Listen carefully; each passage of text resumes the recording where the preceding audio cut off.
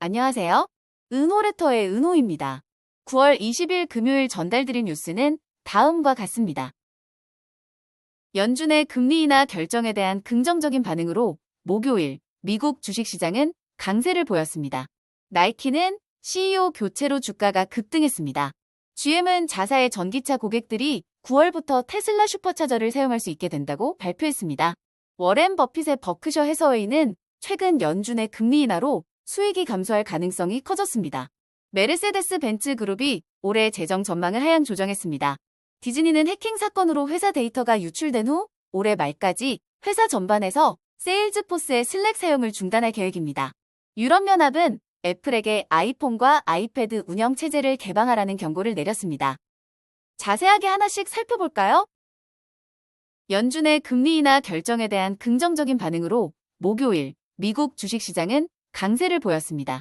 나스닥 지수는 2.51% 상승했고 다우 지수는 1.26% 상승하면서 역사상 처음으로 42,000을 돌파했으며 S&P 500도 1.7% 상승하며 최고치를 갱신했습니다.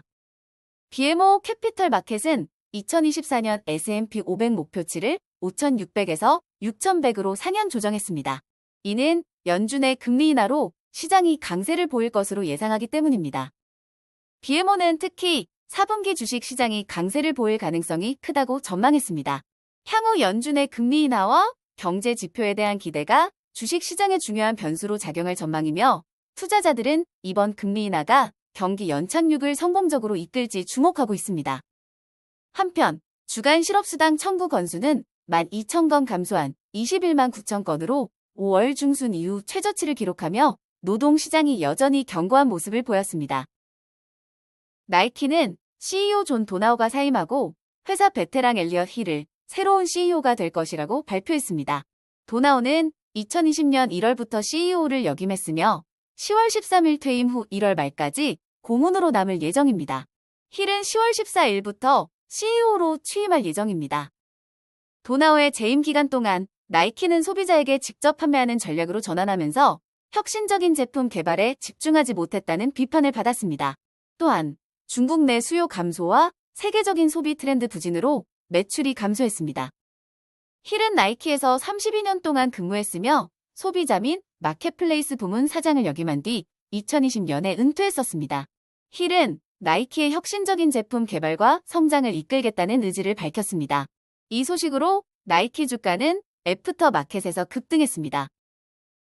GM은 자사의 전기차 고객들이 9월부터 테슬라 슈퍼차저를 사용할 수 있게 된다고 발표했습니다. GM 전기차 소유자들은 17,800개의 테슬라 슈퍼차저를 $225에 판매되는 어댑터를 통해 사용할 수 있습니다. 2026년부터 출시되는 GM 전기차에는 테슬라의 북미 충전 표준 포트가 내장될 예정입니다. 또한 GM은 내년부터 파트너 EV고와 함께 400개의 새로운 고속 충전기를 추가할 계획입니다. GM은 저렴한 전기차 라인업을 추가하며 전기차 판매를 늘리려 하고 있으며 충전 인프라에 대한 소비자 우려를 어댑터로 해결할 수 있기를 기대하고 있습니다. 워렌 버핏의 버크셔 해서웨이는 최근 연준의 금리 인하로 수익이 감소할 가능성이 커졌습니다. 2022년 이후 금리 상승 이후 큰 이익을 본 버크셔는 2024년 6월 말 기준 2,770억 달러의 현금을 보유하고 있으며 대부분은 만기가 짧은 재무부 단기 채권에 투자되었습니다. 2024년 상반기 동안 버크셔의 이자 수익은 전년 대비 80% 증가했지만 최근 금리 인하로 이자 수익이 감소할 것으로 예상됩니다. 현재 4.7%인 T-빌즈 수익률이 연말에는 4%, 2025년 말에는 3%까지 하락할 가능성이 있습니다. 워렌 버핏은 현금을 장기 채권 대신 단기 채권에 투자하여 금리 리스크를 최소화했지만 금리 인하로 인해 수익이 감소할 수 있습니다. 다만 버크셔의 주택 관련 사업과 전력 사업은 금리 인하로 혜택을 볼 가능성이 있습니다. 메르세데스 벤츠 그룹이 올해 재정 전망을 하향 조정했습니다. 벤츠는 조정된 매출 이익률이 기존 11%에서 7.5에서 8.5%로 낮아질 것이라고 발표했으며 세전 이익도 전년 대비 크게 하락할 것으로 예상됩니다. 이번 하향 조정의 주요 원인은 중국의 경제 성장 둔화와 부동산 시장 침체로 인한 소비 감소입니다. 특히 고급 차량 판매 부진이 큰 영향을 미쳤습니다. 중국에서 벤츠의 전기차는 소비자들의 미온적인 반응을 얻었으며 젊은 소비자들은 점점 더 자국 브랜드를 선호하고 있습니다. 디즈니는 해킹 사건으로 회사 데이터가 유출된 후 올해 말까지 회사 전반에서 세일즈포스의 슬랙 사용을 중단할 계획입니다. 이번 결정은 해커 그룹 널벌지가 슬랙을 통해 1TB 이상의 데이터, 4,400만 개 이상의 메시지, 수천 개의 스프레드시트와 PDF를 유출한 사건 이후 나온 것입니다. 디즈니는 대부분의 팀이 이미 다른 협업 도구로 전환을 시작했으며 이 과정에서 협업 플랫폼을 간소화하는 데 중점을 두고 있다고 밝혔습니다. 유럽연합은 애플에게 아이폰과 아이패드 운영체제를 경쟁 기술과 호환되도록 개방하라는 경고를 내렸습니다.